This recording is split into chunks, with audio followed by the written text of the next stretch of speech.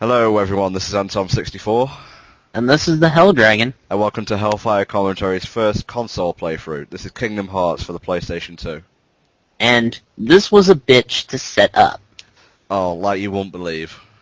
But we're gonna spare you that story. Indeed, that is a story for another time. There's a rumour going around that the concept for this game was created when a Disney executive and a Squaresoft executive stepped into an elevator together and just started passing ideas around, basically. What, like a convention? A convention for two people, as it were. No, I mean, did they step in like an anime convention? No, I think they were just like having a meeting in the same building or something, I don't know. Yeah, I think I remember reading about that, and then it like led the launch, and then, they just threw shit around, and this is how it happened, apparently. Yeah, who knew it would turn out to be the success that it was, yeah. Well, it's from Square Enix, it's gonna be successful. Yeah, well, it was Squaresoft at the time. It's turned to Square Enix later. It's got Square good enough. True, yeah. I am the head of Square Enix! And that's, damn, I forget what Fall of Video Games? Decline of video gaming.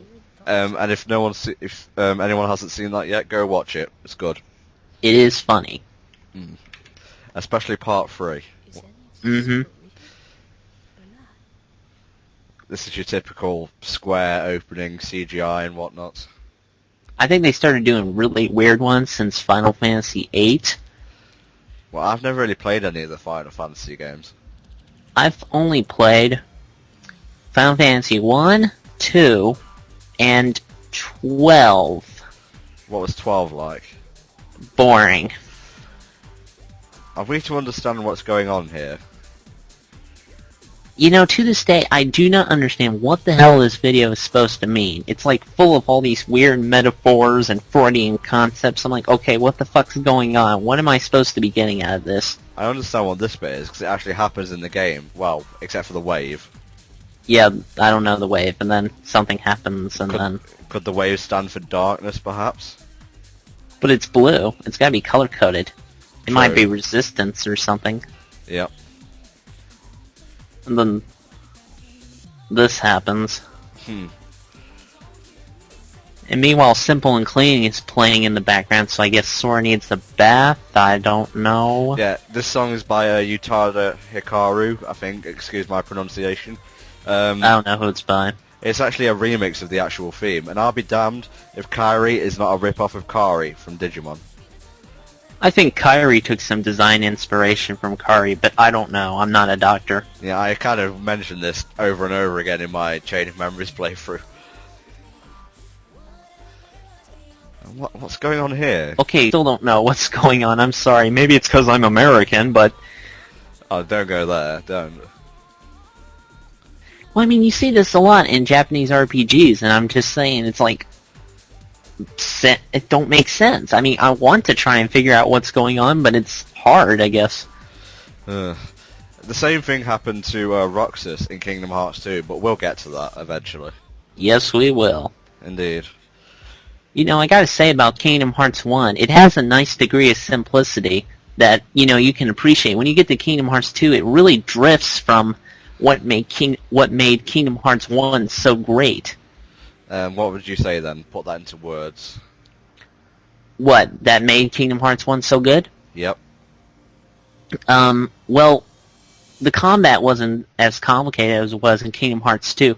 Not as flashy, but still, you can actually dodge without having to spam reflect or potions or shit like that. You could actually stand out those. Yeah. And also, with the storyline, here it focuses on...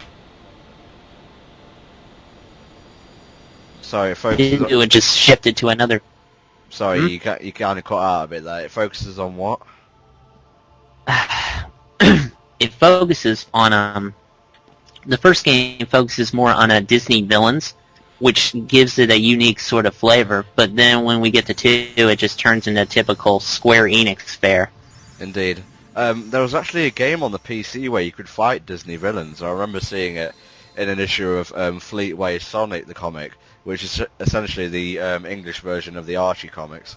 except by different artists. Really, Yeah, a game where you could fight the Disney villains? it was a point-and-click game. I haven't really seen anything like that. As you can see here, you get to pick between a sword, a staff, and a shield, and these essentially assign your, starter attack power, magic power, or defense power. Being a man, I picked the sword as well. And I shall give up the magic. Like I also did. Strength and the best offense. Or was it the best defense is a good offense? That's the one. The best defense is a good mindless hacking. Yeah, I'm looking at this quality of video, and I'm so glad that I was able to actually record. Yeah, it looks really good. It looks actually even better in the the proper footage, not the one that was YouTuberized. Oh noes! He is falling. He's just falling ever since the start of this game. Falling. You would think that the whole game would just be him falling down one giant long pit. Yeah, that'd be a really interesting game actually. No, it wouldn't. That would suck. Oh, to each his own, I suppose. Sorry, the start of this game is just basically a tutorial. Weirdest acid trip ever. I know. If you notice, the sword actually has a Mickey Mouse head on it. And you can use Game Shark codes to make it so you get the sword. Really? As your, you set it as like the skin for your Keyblade. Ah, okay, that makes sense. It's kind of neat because, sword more interesting than Keyblade. But then again, this isn't supposed to be a violent kill game, so... True, true. You know what pisses me off? The final mix for both this and Kingdom Hearts 2 never came out in Europe. It pisses me off that they never came out in the US. We basically got screwed over. Oh, come on, you guys get games before us all the time. But we didn't get final mix. That's basically saying, well, you bought the first version of an obsolete game, so go buy the second one or import it or something. That's still a big fuck you. Yeah, but you still get games 5 months before the Euros, so yeah, shut up. Well, hey, don't worry. You'll be getting Brawl before me. Trust me. Oh, boo-hoo. No, I'm kidding. Sorry, that was my Euro anger coming out. The spite that built up over the years. I don't think it's actually explained what these things are yet, so we'll explain that when it actually gets to that part. Well, right now this is just the weirdest acid trip tutorial ever. Yeah, it's like, man, things coming out of the floor. You know, The floor's melting. What's going on? I think this is actually a dream, or it's implied to be a dream, isn't it? There's like all these dream metaphors that go on in this game.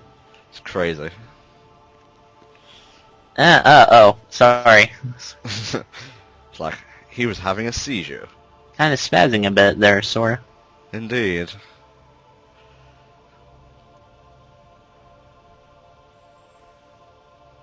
I wonder what I'm supposed to do here.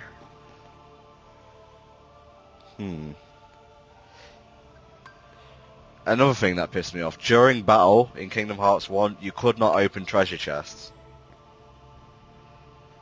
You had to wait till it was over, and only then could you use Examine.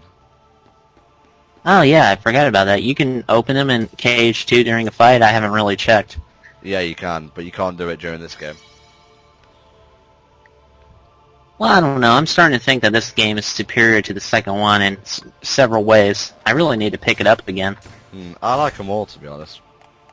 Well, I mean, I like Kingdom Hearts 2 because it's flashy as shit and I like all the combos, but I just think the battle system is a lot cheaper. I like the story in Organization 13. Well, yeah, they're cool, but this is being a Disney game. The Disney crap kind of got went to the sidelines for the second one. It's not a Disney game, though. It's a Square Enix game. Well, it's got Disney stuff in it. It needs Disney stuff, and that's why I like the first one, because I actually was able to kick the crap out of all the Disney villains. Yeah, you know, for a long time, I actually thought that was the door to light. Really? Yeah. Which is a bit weird. I get why the door to light had to do with heart. There's a lot of crap I don't get in this game. Yeah, it's weird. Oh shit, damn thing went in the screensaver. It's like a personality quiz. You have to tell people what's going on. And these characters look familiar. Yeah. Friendship! I wonder if she likes trains. Hmm. What is this effect again? I think it's got something to do with your stats. Also, depending on what time you start this game, in the morning, in the afternoon, or in the evening, it affects the way your experience points go up. I thought it also affected your difficulty. Not really. It's the difficulty of how you level up, basically. Whatever, man. Same thing. Yeah, huh?